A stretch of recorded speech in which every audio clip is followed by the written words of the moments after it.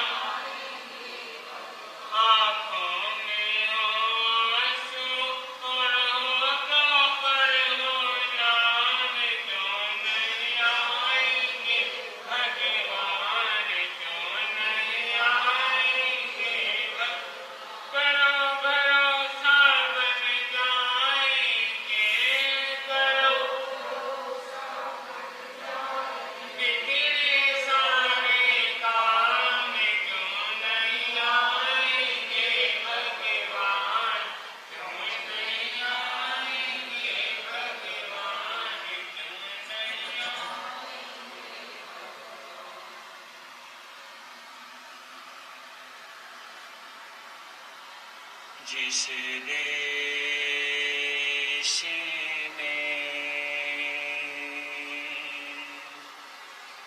जिस भेष में जिस परिवेश में रहो नमो अरिहंत नमो अरिहंत नमो अरिहंत कहो जिस सानी से जिस नाम से जिस जाने में रहो नमो अरिहंत नमो अरिहंत नमो अरिहंत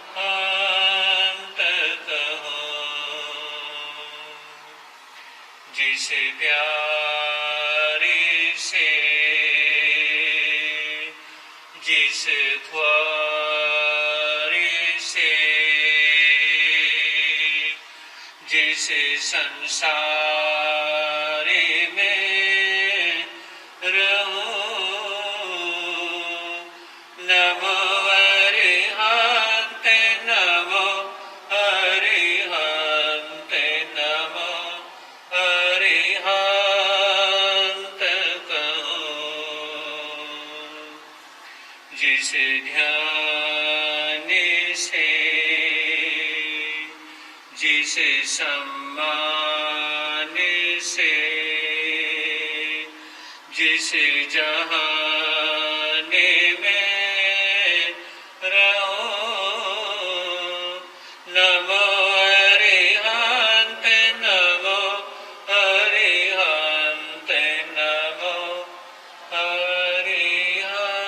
अरिहंत कहो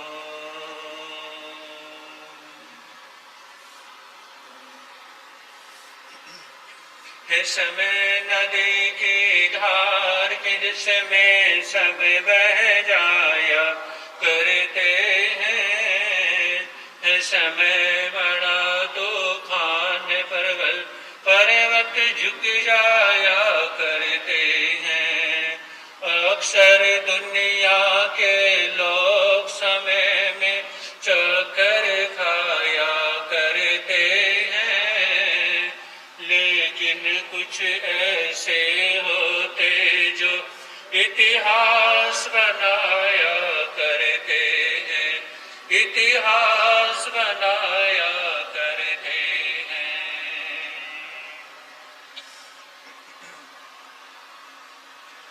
चरण कीर्तन कर शरण भगवान महावीर स्वामी के चरणों में कोटि से वंदन अभिवंदन। पूज्य गुरुदेव के पावन चरणों में असीम आस्था के साथ कोटि से वंदन अभिवंदन। धर्म प्रेमी बंधुओं, आपके समक्ष दो बातों के संबंध में कुछ रखूं। उससे पहले भजन की कुछ लाइनें से भी मिलकर के बोलेंगे। बोली शांतिनाथ भगवान की। हमने तुझे बुलाया महावीर जी, तुमने दर्श दिखाया महावीर जी। हमने तुझे बुलाया महावीर जी, तुमने दर्श दिखाया महावीर जी। कोई बुलाए तुम नहीं आए, कोई बुलाए तुम नहीं आए। ऐसी बात कहीं सुन नहीं पाए, ऐसी बात कहीं सुन नहीं पाए। आ ही गए हो तो अब न जाना, कहीं हमारा दिल टूट न जाए। अर्जी यही में लाया महावीर जी, तुमने दर्श दिखाया महावीर जी। हमने तुझे बुलाया महावीर जी, तुमने दर्श दिखाया महावीर जी।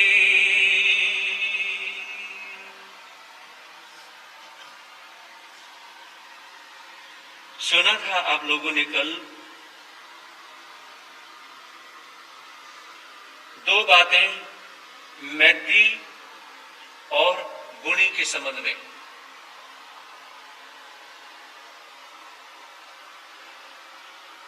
मित्रता,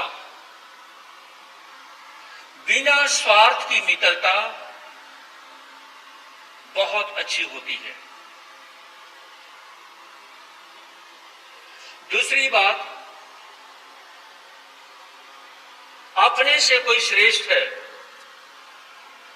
तो वहां पर झुक जाना, गुणी व्यक्तियों को देखकर झुक जाना। यहां पर बात आती है,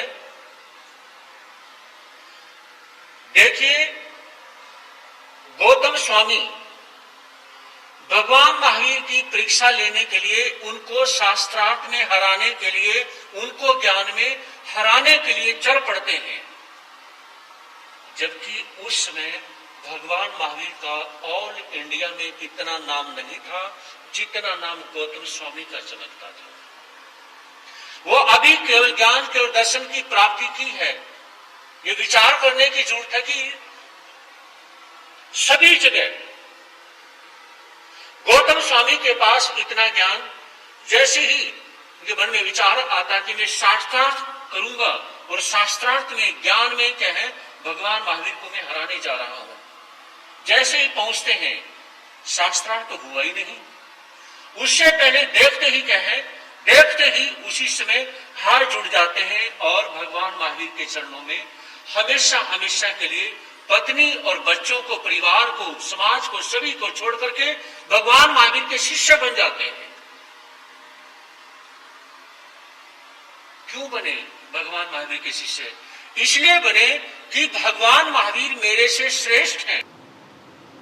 बजरंग बली हनुमान जब उनके पास में जाते हैं तो उसमें बजरंग बली हनुमान ने जब देखा कि जो मर्यादा पुरुषोत्तम भगवान श्री जो राम है ना, ये मेरे से श्रेष्ठ हैं।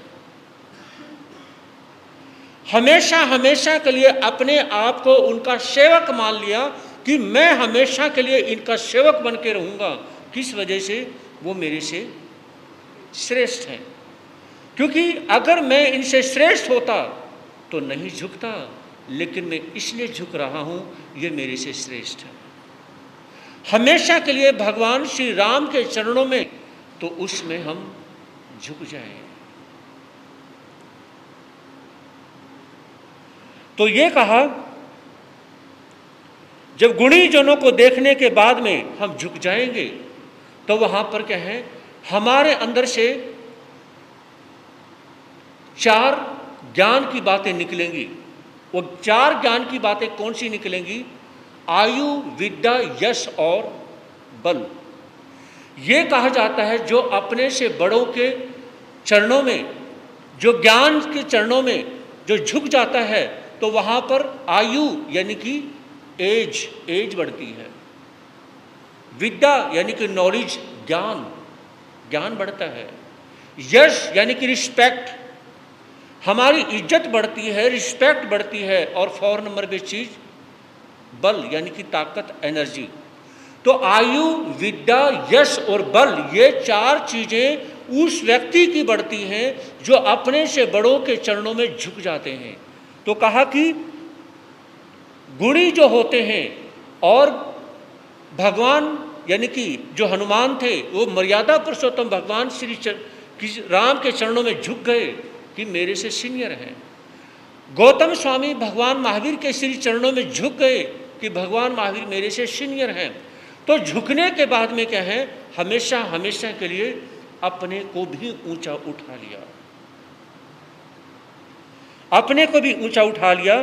तो ये कहा जाता है, एक बार अपने शास्त्रों में एक कहानी आती है, आचार्य सिद्धसेन।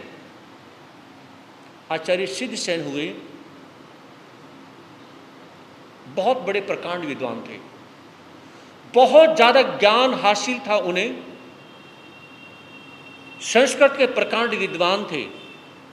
उन्होंने घोषणा की कि मेरे से ज्यादा जिसके पास में ज्ञान होगा उसको मैं हमेशा हमेशा के लिए अपना गुरु मान लूंगा। किसने कहा? आचार्य सिद्धसेन ने। मेरे से ज्यादा अगर किसी के पास में ज्ञान हुआ तो मैं उसे अपना गुरु बना लूंगा, उसके आगे मैं झुक जाऊंगा। तो यह भी विचार था आचार्य सिद्धसेन का। लेकिन कोई भी कहे जब उन्हें परास्त नहीं कर पाता है, तो एक रोज मन में बात आती है, आचार्य वृद्धवादी बुजुर्ग अवस्था में क्या हुआ, बुजुर्ग अवस्था में यानी कि बड़ी एज में दीक्षा ली, और दीक्षा लेने के बाद में गुरु के चरणों में ज्ञान सीखते हैं। जब वो गुरु के चरणों में ज्ञान सीखते हैं और यानी कि किताब उठा करके जब वो याद करते हैं, दोहे याद करते हैं और उसमें शास्त्र की गाथाएं जब वो याद करते हैं, तो पास में जो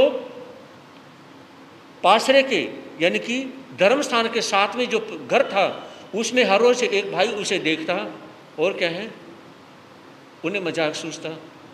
बुढ़ापे में संत बन गए हैं और संत बनने के बाद में क्या है, अब ये ज्ञानी ध्यानी बनना चाहते हैं,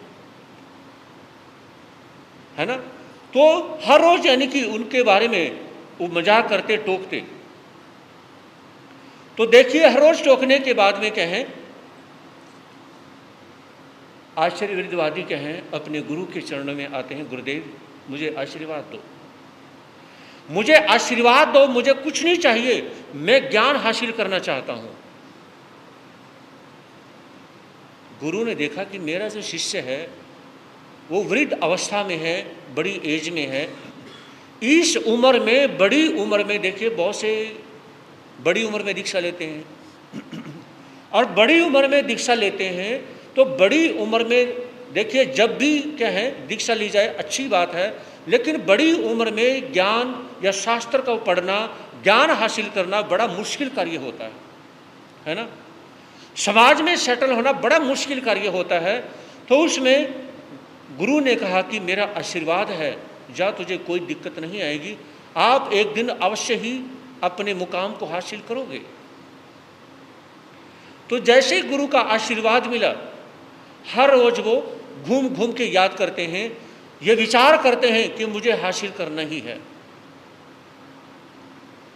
मैं गुरुदेव के चरणों में 99 में जब दीक्षा लेने के लिए आया, गुरुदेव ने कहा कितनी जल्दी दीक्षा लेना चाहते हो?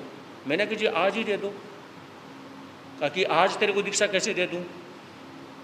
कंडीशन है कि प्रतिक्रमण आपको याद करना है, 25 बोल याद करना है, कुछ जो थोड़े कुछ जरूरी चीजें हैं वो आपको याद करनी पड़ेंगी, तो मैं दीक्षा दूंगा। अब आपके ऊपर डिपेंड करता है कितनी जल्दी याद करोगे। मैंने कहा जी मैं तो बहुत जल्दी याद कर लूंगा। अब मैंने गुरुदेव से मंगल पाठ सुना, आशीर्वाद लिया और यानी कि मैं याद करने लग गया। जो अपने प्रतिक्रमण हम करते हैं वो 8 दिन में याद करके मैंने 9वें दिन गुरुदेव को सुना दिया। जब 9वें दिन गुरुदेव को सुनाया, मैंने कहा कि अब मुझे दीक्षा दो। गुरुदेव कहने लगे कि 25 बोल और याद कर। मैंने 15 दिन में यानी कि प्रतिक्रमण और 25 बोल दोनों याद करके गुरुदेव को सुनाया। मैंने कहा अब दीक्षा दो। तो गुरुदेव कहने के मैं सोच रहा था ये 2 चीजें तुझे कम से कम याद करने में 6 महीने लग जाएंगे, लेकिन तूने 15 दिन में दोनों चीजें याद की हैं। तो मैंने कहा कि गुरुदेव जल्दी से मैं आपके चरणों में दीक्षित शिक्षित होना चाहता हूं, मुझे आशीर्वाद दो, मुझे दीक्षा दो। तो 4.5 महीने यानी कि दीक्षा में लेने में यानी कि वैरागी अवस्था में मैं रहा, और 4.5 महीने ही वैरागी अवस्था रहने के बाद ही मैंने दीक्षा अंगीकार की। गुरुदेव मुझे जल्दी से दीक्षा लेनी है, बस आप जल्दी से जल्दी दीक्षा दें, आप मुझे ये बताएं कि मुझे करना क्या है, उसके बाद में क्या है मुझे दीक्षा चाहिए। तो जब हम ये लगन लगाते हैं और हर रोज कहें कि जब तक मैं 20 पेज बुक के कंठस्थ याद नहीं कर लूँगा मैं खाना नहीं खाऊंगा, जब तक मैं इतना याद कंठस्थ नहीं कर लूँगा मैं खड़ा होकर मैं बैठूंगा ही नहीं, मैं ये काम करूं और करूंगा ही नहीं, जब तक मैं पानी की एक बूंद अपने अंदर नहीं डालूंगा, जब तक मैं इतना याद नहीं कर लूँगा। ये हर रोज के मेरे प्रॉमिस होते थे, समझे नहीं। तो उसमें जब सीखने के बाद में गुरुदेव ने कहा कि प्रवचन करना सीखो। मैं कहा जी सारे काम तो कर लूँगा, प्रवचन नहीं कर सकता मैं कथा नहीं कर सकता हूँ। गुरुदेव ने कहा कि ये भी करना है। तो यानी कि रूम बंद करके और रात के 12-2 बजे तक यानी कि एक टॉपिक पढ़ता और उसमें क्या है बोलता रहता, अकेले में बंद करके कि करना है, कभी भी याद करते हुए पढ़ते हुए यानी कि किसी को दिखाई नहीं देना। दिखाना किसको है, समझे नहीं। तो जब ये विचार करेंगे कि ये कार्य मुझे करना है वो कार्य होगा। तो यहां पर आता है गुणी जनों को देख करके जहां पर ये लगे कि ये मेरे से सीनियर है और उससे कुछ सीखा जा सकता है उससे जरूर सीखें। तो उसमें देखिए आचार्य जो वृद्धवादी थे, बुजुर्ग अवस्था में होने के बावजूद भी क्या हुआ,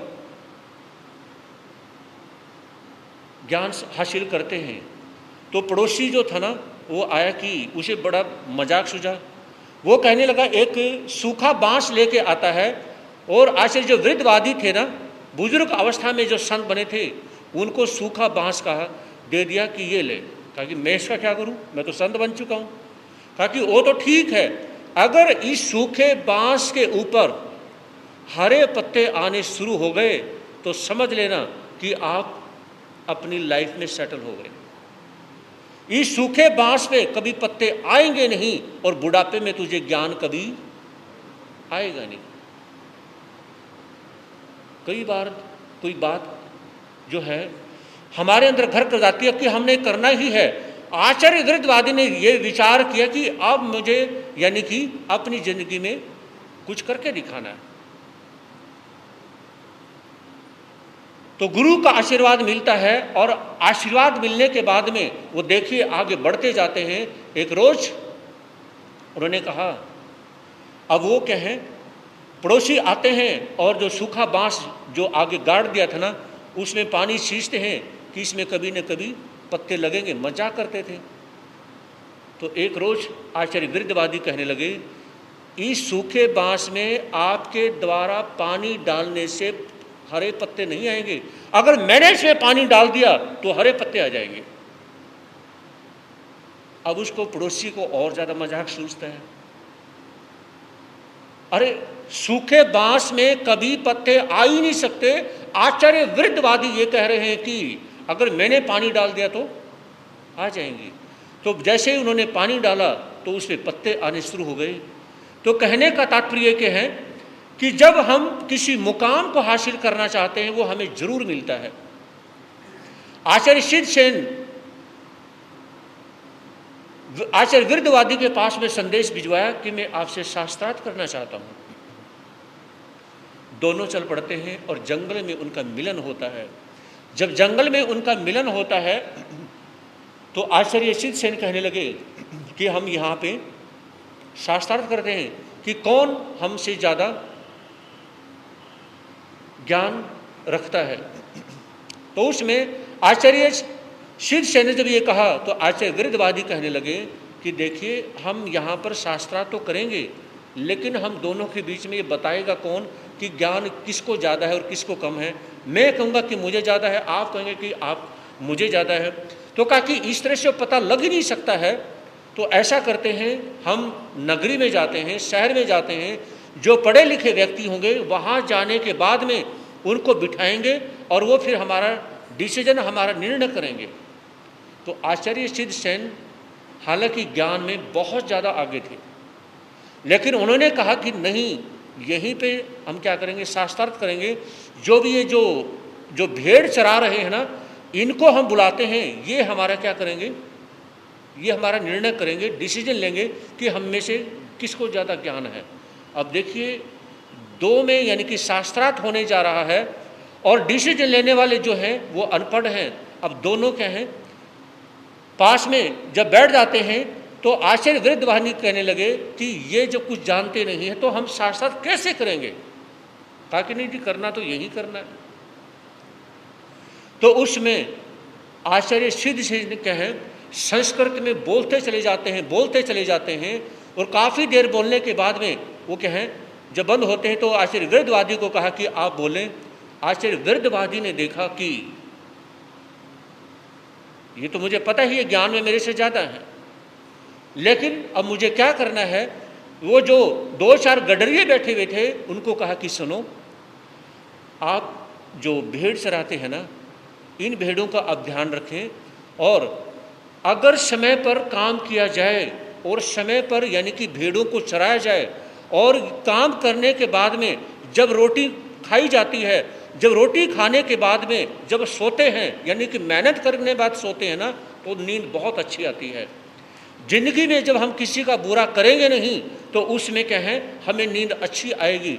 इसलिए आप हमेशा अपने काम से काम रखना, किसी की निंदा चुगली मत करना।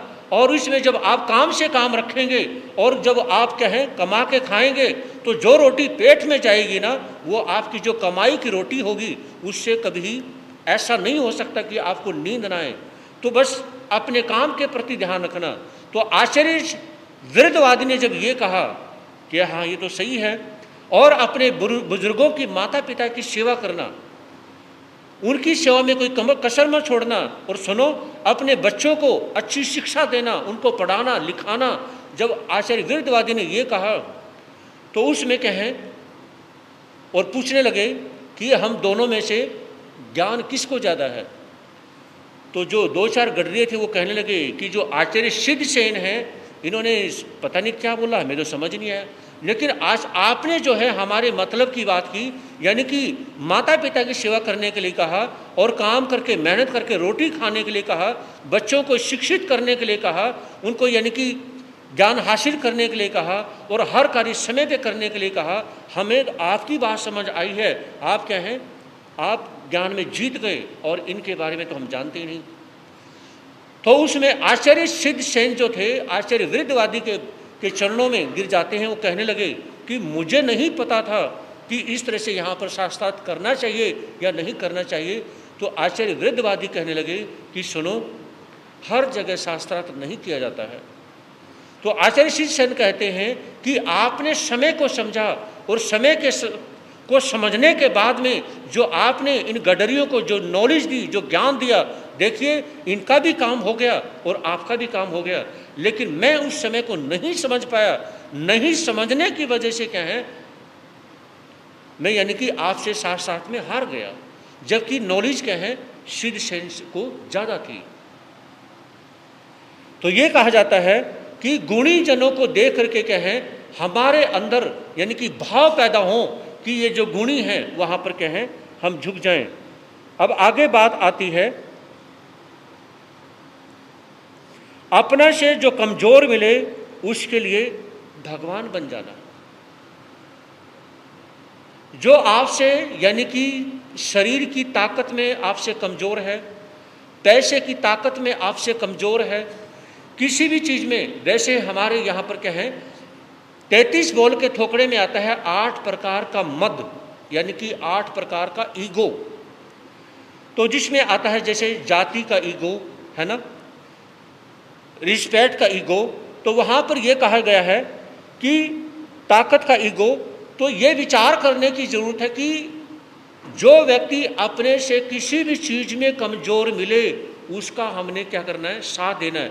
मतलब उसके लिए भगवान बन जाना है, उसके लिए हम जितना ज़्यादा से ज़्यादा कर सकते हैं हम करने का प्रयास करें। तो ये कहा कि जो अपने से कमजोर है उसके लिए भगवान बन जाना है, और जो अपने से मजबूत है, हर चीज में जो अपने से मजबूत है उसे क्या है, साथ लेके चलना है।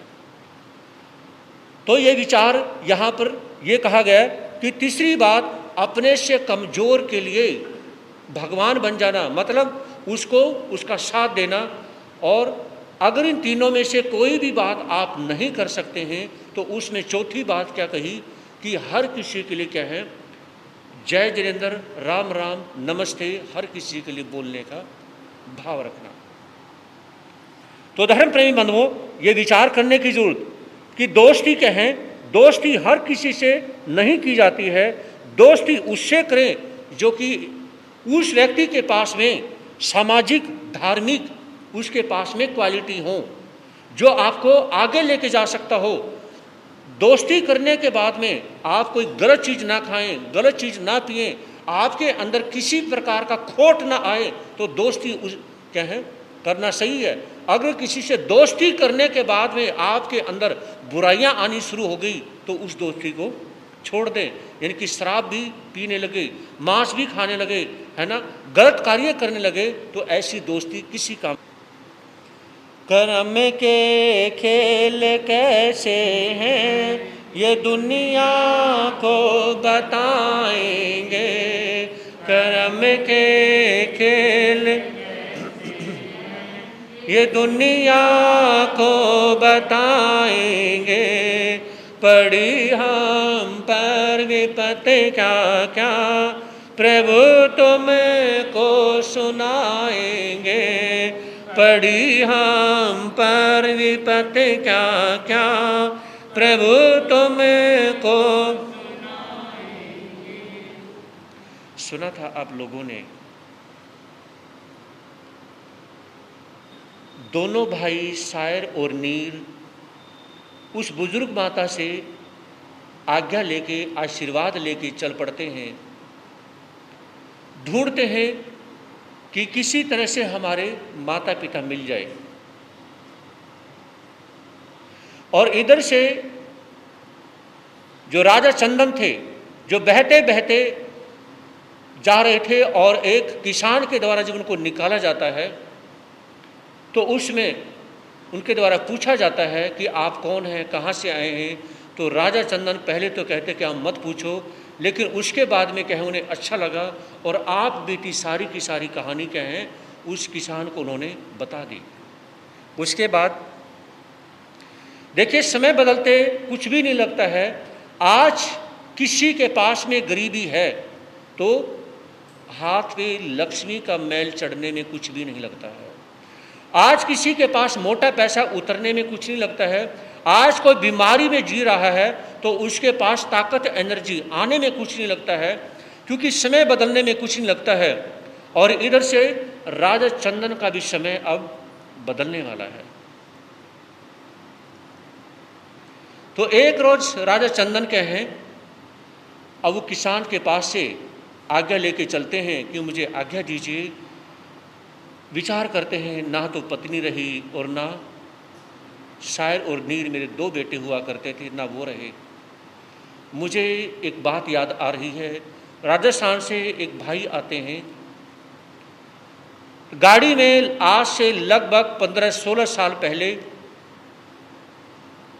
अपने 2 बेटे, 2 बहुओं के साथ और उनके 2 पोता पोती उनके साथ जब वो बुजुर्ग जा रहे थे तो भयानक एक्सीडेंट होता है। और एक्सीडेंट में क्या है, जब सभी की डेथ हो जाती है वो अकेला रह जाता है। एक्सीडेंट में क्या है, जब उसने देखा उसकी टांग कट जाती है, हॉस्पिटल में जब अपने आप को एडमिट जो वो देखते हैं, उन्हें होश आता है, वो खुद एडमिट हैं और उनकी एक टांग नहीं है। तो दुख इतना होता है कि उसमें कि सारा का सारा परिवार उसकी आंखों के सामने चला जाता है। और देखिए उसके बाद में फिर क्या होता है, वो अंधे हो जाते हैं। हर चतुर्मास में गुरुदेव के पास में आते थे, तो उसमें कहें अब उनके पास में अब वो बुजुर्ग अवस्था में है और आंखों से कहें, आंखों से वो देख नहीं पाते हैं, आंखों से देख नहीं पाते। कहाँ तो उसके पास में बड़ी फैक्ट्री थी, बहुत मोटा पैसा था और सब कुछ खत्म हो गया क्योंकि उनको संभालने वाला कोई भी नहीं बचा। अब वो क्या है, कहीं भी जाते हैं और अपने जैन समाज के परिवारों से मिलते हैं, उनसे जो पैसा मिलता है उससे अपना वो गुजारा करते हैं। तो देखिए किस प्रकार से उनके दिन फिर गए और अब समय बदलने वाला है। राजा जो चंदन जो थे, एक पेड़ के नीचे जाके सो जाते हैं। क्या हुआ, सो गया है चंदन लख कर चंपापुर बाहर उद्यान, मरा वहां का राजा जिसके पीछे नहीं कोई संतान। मंत्रिमंडल ने मिल करके हथीनी को श्रृंगारा है, जिसके कंठमाला डालेगी राजा वही हमारा है। तो हुआ क्या, राजा चंदन तो पेड़ के नीचे जाके सो जाते हैं। जो चंपापुर नगरी थी ना, उसके बाहर उद्यान में क्या है, वहाँ पे पेड़ के नीचे सो जाते हैं।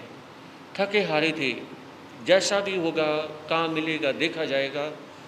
तो फटे पुराने कपड़ों में यानी कि वो लेट जाते हैं, सो जाते हैं। और इधर से जो चंपापुरी जो नगरी थी ना, उस नगरी के जो राजा थे क्या है, उसका स्वर्गवास हो जाता है, उसका स्वर्गवास हो जाता है। उसके पीछे उत्तराधिकारी, उसका बेटा इत्यादि, संतान इत्यादि कोई भी नहीं थी।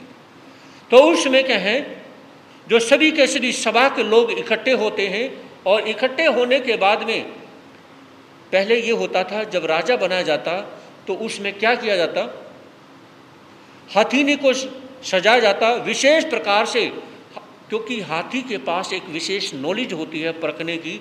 हाथी और घोड़े के पास विशेष नॉलेज होती है, उसका श्रृंगार किया जाता है।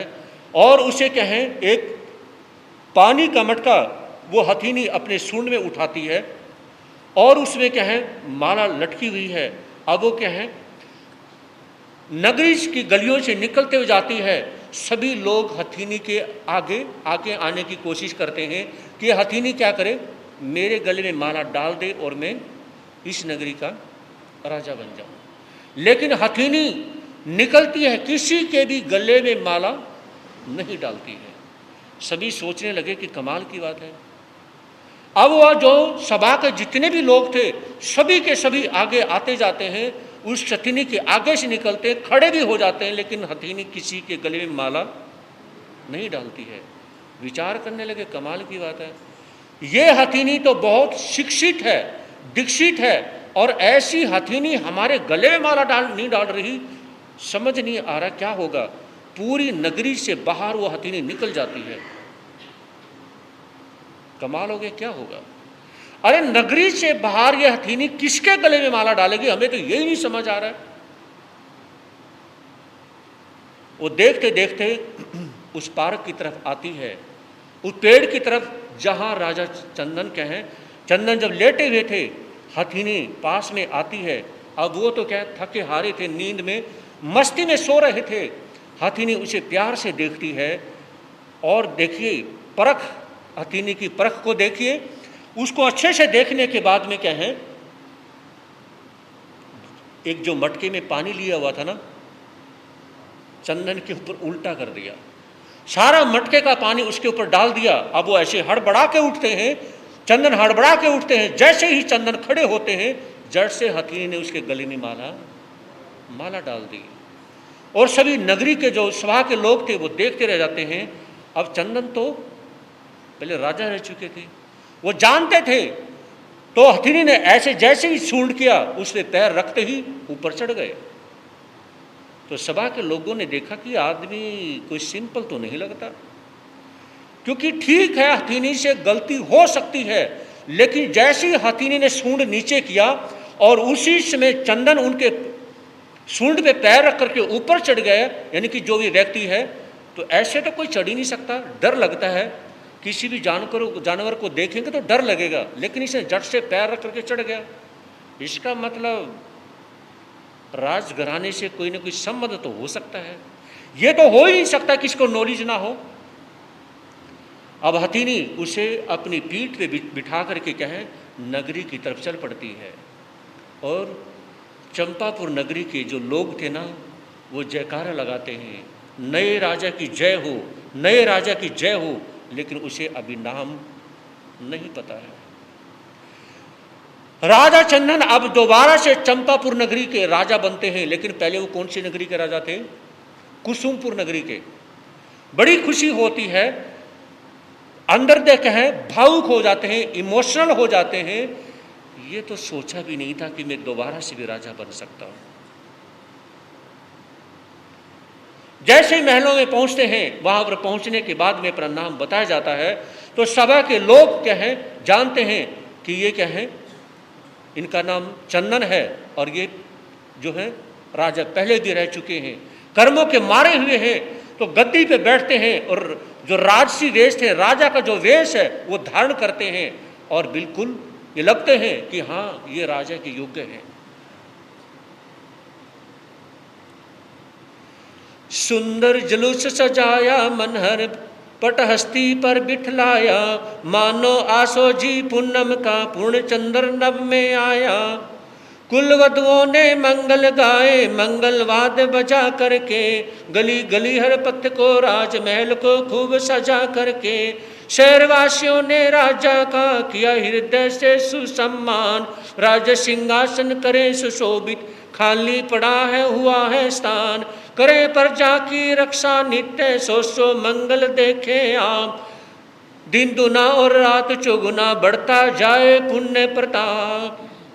तो सभी सभा के लोग क्या हैं, जयकारे लगाते हैं और नए राजा को बिठा करके उसमें कहा कि हे राजा चंदन, दिन दोगुनी रात चौगुनी क्या है, आपका प्रताप, आपका पुण्य ऐसे ही फैलता जाए और आपके यानी कि राज सिंहासन में किसी प्रकार की कोई कमी नहीं रहेगी। और इसमें क्या है, राजा चंदन विचार करते हैं, लगता है जो दुखों के जो बादल थे वो पूरी तरह से छट गए हैं। अब मुझे एहसास हो रहा है कि मेरी तकदीर ने साथ देना शुरू कर दिया है। देखिए, चाहे भगवान राम हुए हैं, 14 साल तक उन्होंने क्या है जंगल में वनवास में रहे, उन्होंने कितने दुखों को झेला। 12.5 साल तक भगवान महावीर ने दुख झेला। हर किसी की जिंदगी में सुख दुख आते ही हैं। ऐसा कभी कोई पैदा नहीं हुआ जिसने कभी दुख को दुख नहीं देखा हो। कभी भी कोई भी पैदा नहीं हुआ। तो इसलिए कभी भी अपना दिल छोटा नहीं करना चाहिए कि हमारे घर में गरीबी है, दुख है, परेशानी है, कभी भी नहीं देखना चाहिए। हमेशा आगे बढ़ते जाना चाहिए, क्योंकि अगर हम गरीबी को, दुख को, परेशानी को देखेंगे तो हम ऊपर आकाश में जो तारे हैं, जो स्टार हैं, उनको कभी भी देख नहीं सकते हैं। इसलिए हमेशा आगे बढ़ने का एक हौसला होना चाहिए, ताकि हम सारी परेशानियों को पीछे छोड़ के चलता बने। हे सुख शांति सभी तरह से, किंतु याद जब आती है तब छाती भर जाती, टप टप आंखें आंसू बहाती हैं। रानी को पुत्रों को कैसे पाऊंगा इस जीवन में, राज्य मिला है तो आखिर में वो भी मिलेंगे जीवन में। यहाँ पर राजा चंदन को खुशी तो होती है, लेकिन जैसे ही सिंहासन से उतर के वो जब राजमहल में जाते हैं ना, तो वहाँ पे दीवार से कभी लिपट के रोने लग जाते हैं। यहाँ का जो राजा था ना, उसके पीछे कोई संतान नहीं थी, और उसके स्वर्गवास के बाद में मैं इस चंपापुर नगरी का राजा बना। मेरे पीछे भी मेरे 2 बेटे थे, शायर और नीर, अब वो नहीं है, तो मैं इस राजपाट का क्या करूँगा। राजपाट को भोगने का आनंद तब मिलता है जब अपने पीछे किलकारियाँ भरने वाले या आंगन में गूंजने वाले या बेटा बेटी थोड़ा बहुत यानी कि पैसा खर्च करने वाले हैं। अगर पैसा खर्च करने वाले ना हो, सिर्फ कमाई का क्या करेंगे, तो उसमें मेरे पीछे तो कोई भी नहीं, उस राजा के पीछे कोई नहीं था जो इस नगरी का राजा था, और मैं राजा हूं, मेरे पीछे भी कोई नहीं है। रोना आ जाता है। सभा के लोगों के बीच में रहता हूं, अच्छा लगता है। जैसे सभा के लोगों को छोड़ता हूं ना, तो इस इतने बड़े राजमहल में अपने आप को अकेला महसूस करता हूं। क्या मैं अपनी पत्नी का मुंह कभी देख पाऊंगा? क्या मैं अपने 2 बेटों को कभी देख पाऊंगा, उनसे मिल पाऊंगा? कैसे होंगे मेरे 2 बेटे? 8-8 10 साल के जो 2 बेटे थे ना, और उसमें जो वो पिता चिल्ला रहे थे ना, और मैं नदी में बहता जा रहा था, वो दृश्य आज भी मेरी आंखों के सामने से दूर नहीं होता है। आज भी मेरी आंखों के सामने से वो दृश्य दूर नहीं होता। काश अगर वो मेरे बेटे भी मिल जाए ना, तो मैं उन्हें अपनी बाहों में जकड़ लूं, छोड़ूं ही ना। मुझे अब भी उनका मन करता कि वो उनसे जैसे, क्योंकि 8 और 10 साल के बेटे जब दूर हुए थे, मन करता है भले ही वो जवान हो, उनसे वही बचपन की तरह प्यार करने का मन अब भी मेरा करता है। आखिर हूं तो पिता ही ना। ये बातें जब राजा के दिमाग में आती हैं, ये इतना बड़ा महल मुझे खाने को दौड़ता है। क्या करूँगा इस महल का, क्या करूँगा राजा बन के, पीछे तो कोई भी नहीं। एक आशा होती है, उम्मीद होती है, हो सकता है मेरा परिवार दोबारा से मिल जाए।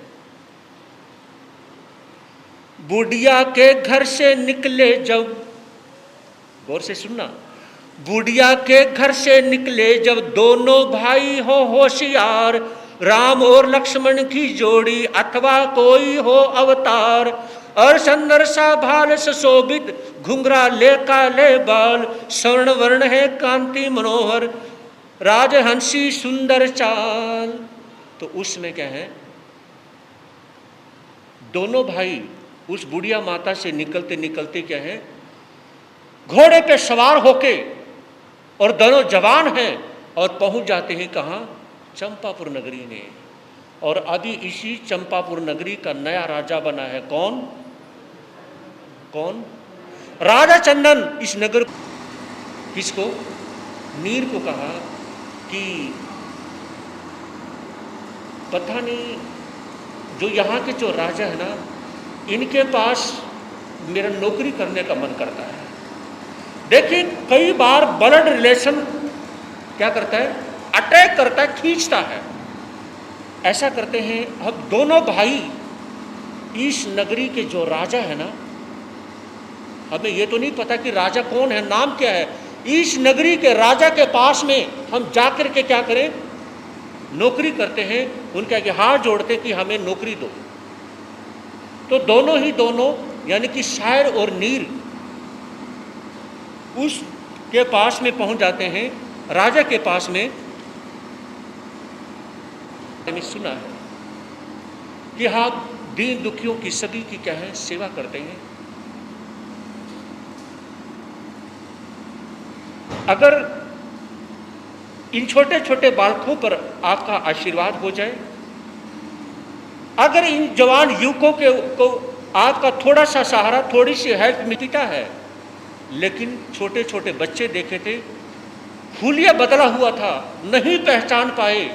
और देखिए वो भी अपने ही पिता के सामने जाने के बाद में शायर और नीर अपने पिता राजा को पहचान नहीं पाए। और इधर से राजा चंदन अपने दो बेटों को पहचान नहीं पाए। कई बार जिसे हम पाना चाहते हैं वो हमारे सामने है, लेकिन हम उसे मिल नहीं पाते हैं। तो जब ये होता है तो उसमें क्या हुआ, राजा चंदन ने कहा कि ठीक है, मैं तुम्हें नौकरी पे रखता हूं, लेकिन याद रखना किसी भी प्रकार की कोई हरकत करने से बचना। चाहे दिन में ड्यूटी देनी है, रात में ड्यूटी देनी है, अपने कार्य को ध्यान से संभालना है। तो दोनों के दोनों शायर और नीर सेना में भर्ती हो जाते हैं और अपने ही पिता की सेना में भर्ती हो गए। और पिता की सेना में भर्ती होने के बाद में अब संभालते हैं। अब देखिए,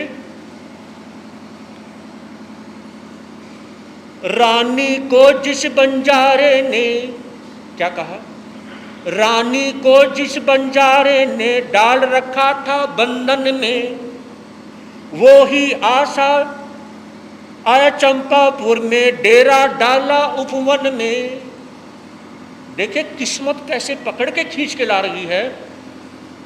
जो बंजारा था ना, जिसने बंधनों में डाला हुआ था किसको, मलियागिरी को, उस मलियागिरी को लेकर के और बिजनेस करने के लिए, व्यापार करने के लिए उसी नगरी किसमें, चंपापुर में आ जाते हैं और नगरी के बाहर डेरा डाल लेते हैं। और डेरा डालने के बाद में क्या है, उस डेरे में कैद कर रखा है किसको, मलियागिरी को, मलियागिरी को कैद कर रखा है। और बंजारा क्या है, भेंट लेकर के, यानी कि कोई भेंट लेता है, भेंट लेकर के, गिफ्ट लेकर के और राजा चंदन के पास पहुंचते हैं। राजन, आपकी अगर आज्ञा मिल जाए, मैं आपकी नगरी में बिजनेस करना चाहता हूं, व्यापार करना चाहता हूं। अगर आपकी नगरी में मुझे किसी तरह से व्यापार करने का मौका मिल जाए, लेकिन मुझे 2 सैनिक चाहिए, 2 सैनिक ऐसे चाहिए जो परिंदा भी, कबूतर भी पर ना मार सके। मुझे बहुत टैलेंटेड 2 सैनिक चाहिए। तो उसमें क्या है, राजा चंदन कहने लगे मंत्री को कि मंत्री, जो नए सैनिक अपनी सेना में भर्ती हुए हैं उनको बुलाया जाए। दोनों सैनिकों को बुलाया जाता है जो भर्ती होते हैं। और उनको बुलाने के बाद में कहा कि सुनो, ये बंजारा है, ये व्यापार करने के लिए अपनी नगरी चंपापुर में आया है। तुमने एक काम करना है, रात में जहां पर इसने डेरा डाला हुआ है वहां पर क्या करना है, रखवाली करनी है। किसी भी सामान की किसी प्रकार से कोई गड़बड़ी नहीं होनी चाहिए।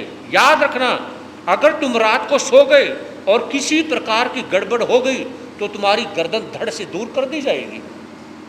जब यह हुआ, कहा कि राजन, कोई किसी प्रकार की कमी नहीं होगी। शायर और नीर तलवार लेकर के उसी बंजारे के डेरे में आ जाते हैं जहां पर डेरा डाला हुआ था। और एक झोपड़ी में जहां मलियागिरी को कैद कर रखा था, रोक रखा था, उसके बाहर की साइड वहीं पे किसकी ड्यूटी लग गई, किसकी, शायर और नीर की। यानी कि झोपड़ी में अंदर बैठी हुई है उनकी मां मलियागिरी और झोपड़ी के बाहर है शायर और नीर। बेटों को नहीं पता कि यहाँ पर ये मेरी माँ है, इसको कैद कर रखा है, क्योंकि बचपन में दोनों बेटे दूर हो गए थे। बस मैं यानी कि 9:30 हो गए हैं, मैं पूरा सिर्फ इतना ही। तो उसमें नीर को नींद आती है, रात के 10-11 बज गए। तो शायर उन्हें बार बार यानी कि पकड़ के जगाता है, भाई सो गए ना तो राजा कुछ भी कर देगा, तू मेरे से हाथ जड़वा ले, किसी तरह से सो मत। बार बार शायर के कहने के बावजूद भी नीर कहने लगा, मैं नहीं रुक सकता, जो होना होगा देखा जाएगा, मुझे नींद आ रही है, मैं कब तक जागूंगा। लेकिन बार बार शायर के समझाने के बाद भी जब नीर को नींद आती है तो शायर ने कहा कि क्या ऐसे काम चल सकता है। तो नीर कहने लगे, एक काम हो सकता है कि आप मुझे कहानी सुनाते जाओ। क्या? मुझे कहानी सुनाते जाओ, फिर मैं जागता रहूंगा। अगर आपने कहानी नहीं सुनाई तो मैं सो जाऊंगा। अपने छोटे भाई पे इतनी तो दया करोगे ना। तो जब उसने नीर ने अपने बड़े भाई शायर को कहा तो शायर कहने लगे, चल ठीक है, मैं तुम्हें कहानी सुनाता हूं, लेकिन एक बात याद रखना, सोओगे ना? कहा कि पक्का। तो शायर कहने लगे, मैं आप बीती सुनाऊं या जग बीती सुनाऊं? तो नीर कहने लगे, अरे जग बीती छोड़िए, मुझे आप बीती सुना दो। और ये बातें सुन कौन रहा वहां पे? मलियागिरी पास ही की झोपड़ी में बैठे हुए उन्हीं की मां है और वो सुन रही है। कमाल है। ये तो जवान लड़के हैं, सेना में भर्ती हो रखे हैं, दोनों सगे भाई हैं, और इनमें क्या है, अब मलियागिरी का भी दिमाग खराब तो हो गया।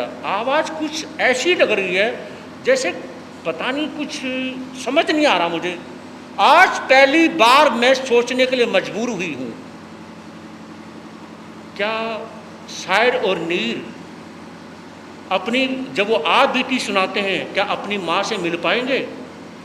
क्या माँ अपने बच्चों से मिल पाएगी? क्या वह तीनों राजा चंदन से मिल पाएंगे? इन सवालों का जवाब हम कल ढूंढेंगे। आज इतना ही, मिलकर के दो लाइनें। 100 वर्ष की जिंदगी से अच्छे हैं धर्म के 2-4 दिन। 100 वर्ष की जिंदगी से अच्छे हैं धर्म के 2-4 दिन। जिंदगी की हर खुशी से अच्छे हैं धर्म के 2-4 दिन, धर्म के 2-4 दिन। तो आचार्य भगवान श्री ऋषि मुनि जी महाराज की, ग्रामोद्धारक श्री क्रांति मुनि जी महाराज की, चमत्कारी बाबूजी गुरुदेव श्री प्रेम सुख जी महाराज की, प्रज्ञा महर्षि पूज्य गुरुदेव श्री उपेंद्र मुनि जी महाराज की, श्री चत्तारी मंगलम रेंता मंगलम सिद्धा मंगलम सौ मंगलम केवली प्रणंत दो मंगलम।